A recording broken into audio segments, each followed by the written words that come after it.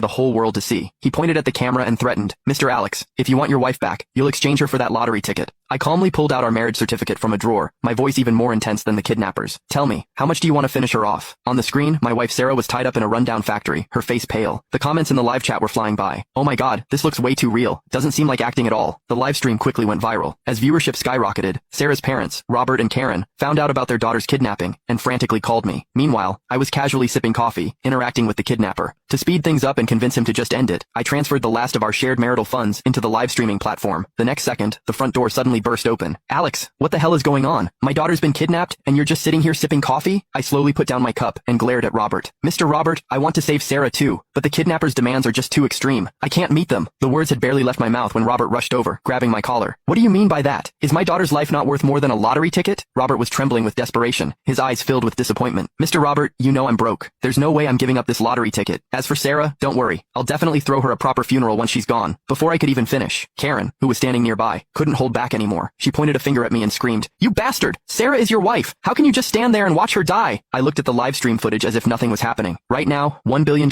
is definitely more important to me than your daughter's life. Just then, in the live stream, Sarah yelled my name at the screen. "Alex, I'm pregnant. If you don't want 2 lives lost, hand over that lottery ticket now." At her words, the comments exploded again. "What? They're kidnapping a pregnant woman? That's absolutely sick. Ugh, this poor woman. It's been so long, and her husband still hasn't done anything." Exactly. Money can be earned back, but if you lose your life, you really lose everything. As the live stream comments kept flooding in, the kidnapper grew visibly excited. He held up his phone with one hand, while the other grabbed Sarah's hair and forced her to the ground. A heart-wrenching scream for help immediately echoed through the video. "Honey, save me!" Sarah struggled to lift her head, her gaze fixed on the screen, tears still glistening in her eyes. The live stream audience was horrified by the scene, frantically pulling out their phones to call the police. Karen, seeing her daughter's miserable state on screen, stumbled and nearly fainted beside me. "Alex, did you hear that? My daughter is pregnant." I quirked an eyebrow. "So what if it's a kid? Once I claim my prize, countless women across the country will be lining up to have my babies." After a few more screams, the kidnapper's eyes were blazing red as he stared at the screen. "Mr. Alex, I'm giving you 1 hour to decide. Money or your wife and child." Mid-sentence, he suddenly grinned. "Oh, and I should warn you, I'm not a very patient man. Every 10 minutes, I'll chop off one of your wife's fingers until she bleeds to death." I sighed softly at my phone screen. "Don't bother with the fingers. Just go straight for the head. There's no way I'm giving you that lottery ticket. Forget about it." I turned to Robert and Karen. "I don't think you two need to worry too much. The police might have already located the kidnapper by now. Even though the live stream's IP address showed it was outside the country, the police might still find him." But Robert slammed his hand on the table. "Alex, everything you have now, you owe to our family. What right do you have not to save my daughter?" He wasn't wrong. The Roberts weren't super rich, but they were far better off than me, a guy who came from humble beginnings. Even my current job was thanks to Robert's connections.